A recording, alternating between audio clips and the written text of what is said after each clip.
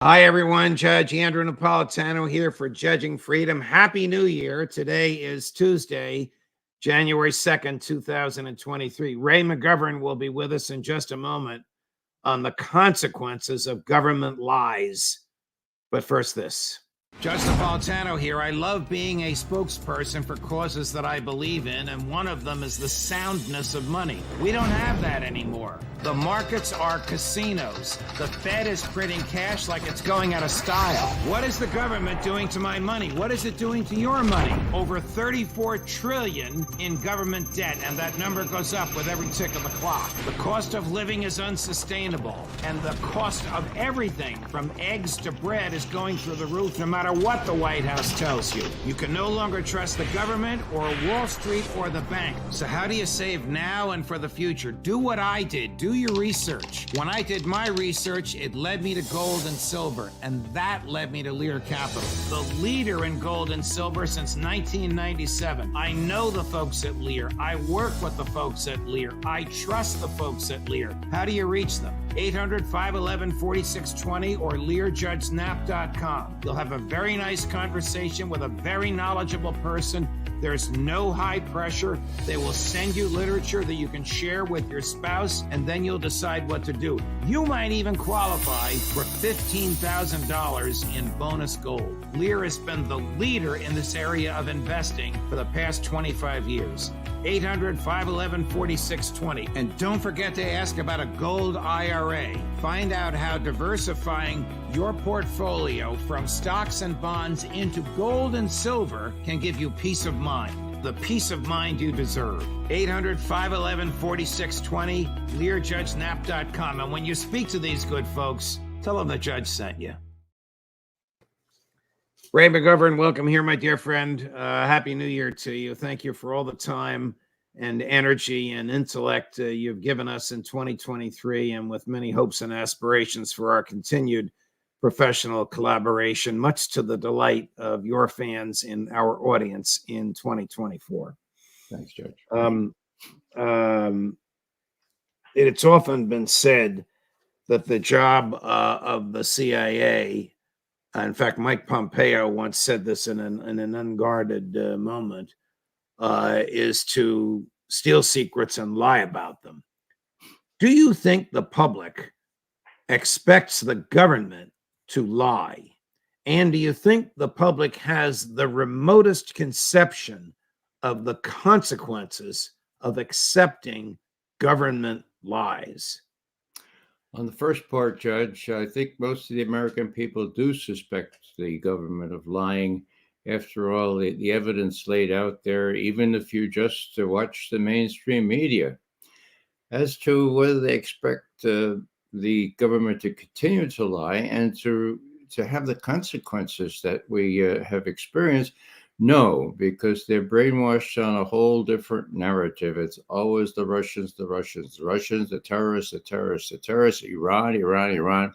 They are, and I use the term advisedly, Judge, they are brainwashed. And so they don't realize what it is. For example, for 7-8 years ago, this legend about the Russians hacked into the Democratic National Committee computers and gave us Donald Trump. Okay, they don't realize that has been totally debunked now by court testimony. They don't know that, and so they can't appreciate the consequences. But the culture in your former place of employment, Mike Pompeo was, of course, military, and then CIA, and then a congressman, and then the director of the CIA, and then the Secretary of State. Is he right when he said the CIA's job is to steal secrets and lie about it? Well, he said that in a unguarded moment out there at Texas A&M, where he knew everybody would clap really loud. He was having a little hubristic moment there.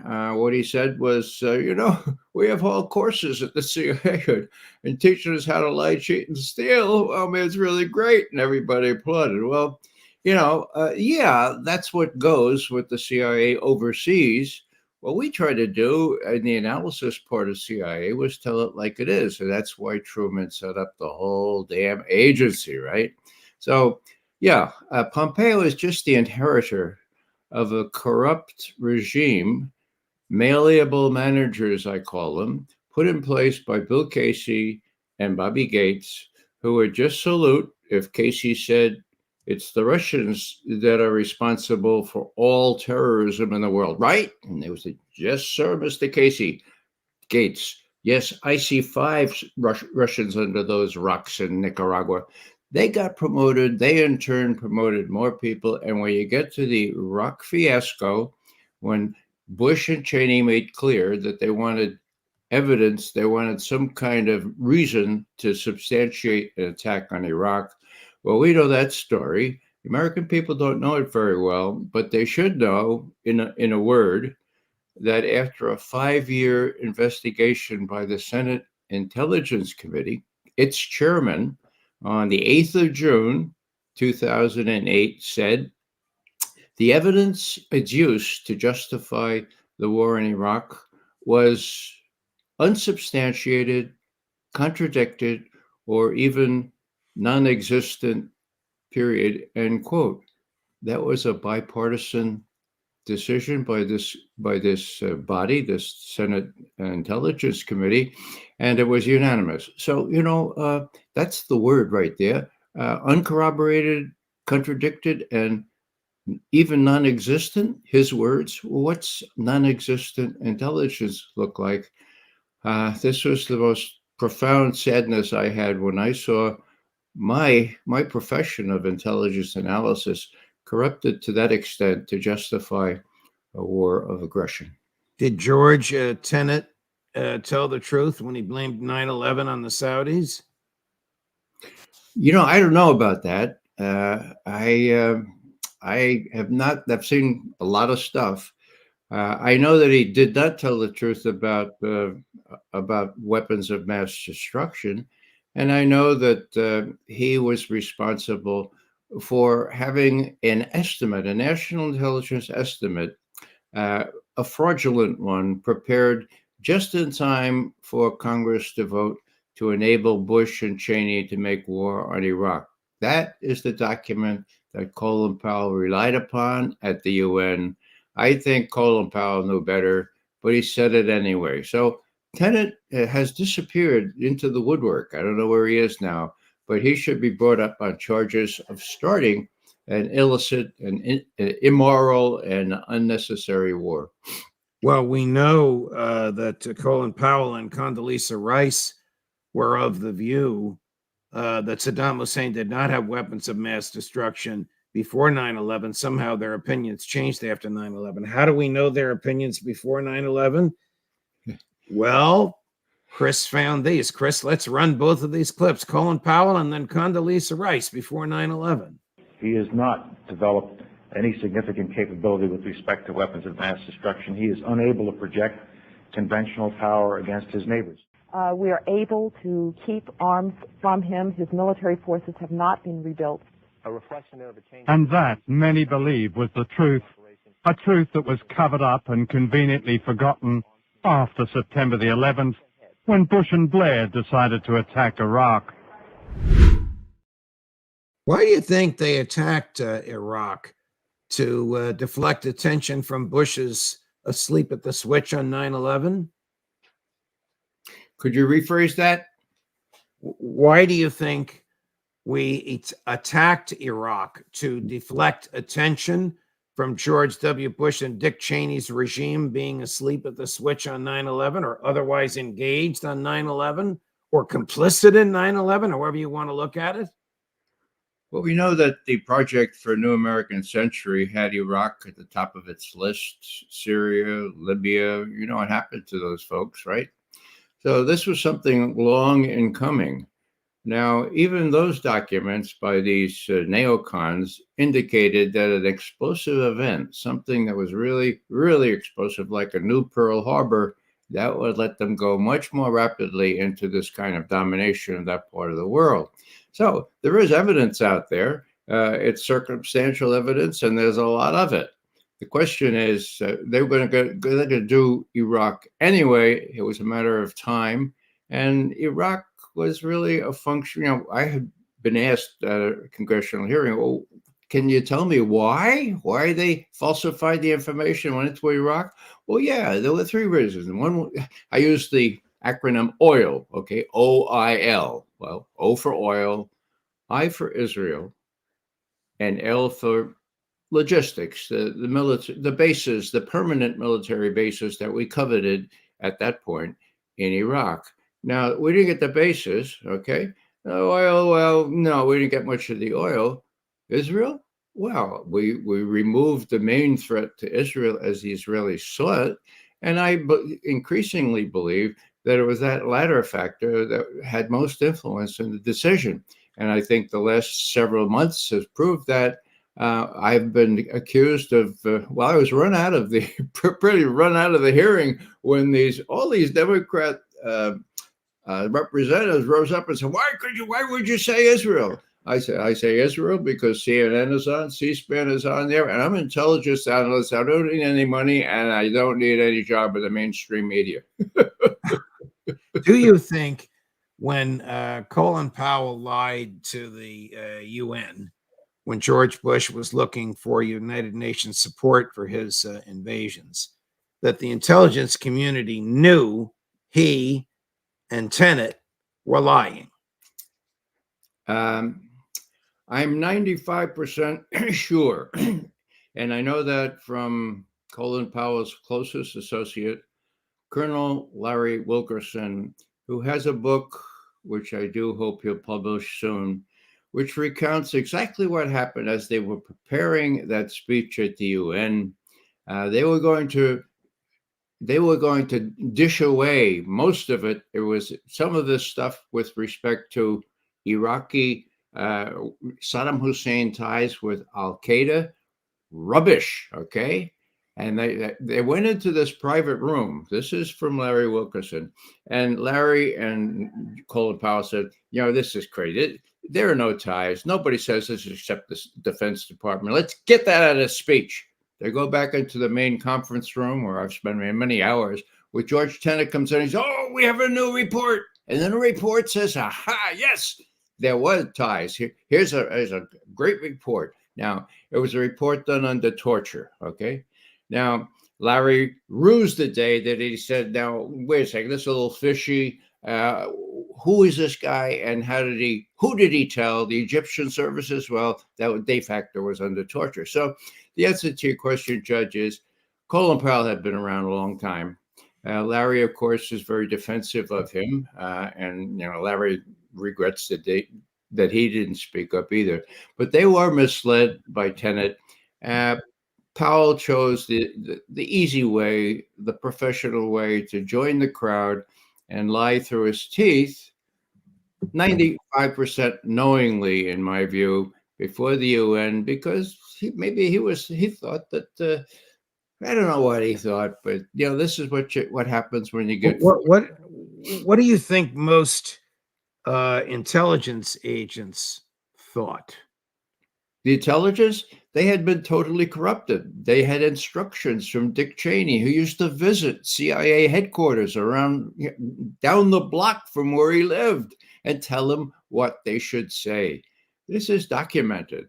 And my great regret is that I know some of those guys that wrote that estimate, and they're not still ready to own up to the fact that, they were used, and they were used in such a way as to justify an unjustifiable war. Now that clip, and let me just make a thing about that, the clip that you showed of Colin Powell in February 2001 and Condoleezza Rice in late July 2001. So same year that 9/11 happened in September. Now, they were telling the truth, okay? They said Saddam Hussein had no weapons of mass destruction, not even a threat to his immediate neighbors. And who found those clips? I didn't find them. We came out right on our diagnosis, but the person who found that was John Pilger, rest his soul. He died over the weekend. And it's his voice you see on that clip saying, yeah, that was the story before 9/11. After 9/11, as everyone well knows, everything changed. So to finish up here, before 9/11, Saddam Hussein had no weapons of mass destruction. Witness what Powell and Congolese Rice said. After 9/11, weapons of mass destruction descended from the heavens like manna to make a soft landing on Iraq, where there was lots of oil that we coveted. I mean, hello. I had lots of mileage out of John Pilzer's clip there as I made lectures right after I discovered them. He came in and interviewed me, and I had not known who he was before, but I know now, and he's a champion, and I much regret his passing, but his example is there for all of us to see. His documentaries especially are incredible. Here is Colin Powell before the UN. First, you will recall that it took UNSCOM 4 long and frustrating years to pry an admission out of Iraq that it had biological weapons. Second, when Iraq finally admitted having these weapons in 1995, the quantities were vast. Less than a teaspoon of dry anthrax, a little bit about this amount. This is just about the amount of a teaspoon. Less than a teaspoonful of dry anthrax in an envelope shut down the United States Senate in the fall of 2001. This forced several hundred people to undergo emergency medical treatment and killed 2 postal workers just from an amount just about this quantity that was inside of an envelope.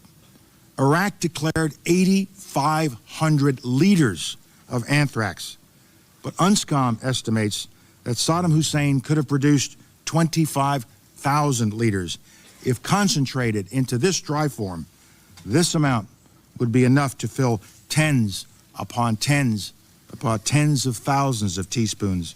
And Saddam Hussein has not verifiably accounted for even 1 teaspoonful of this deadly material.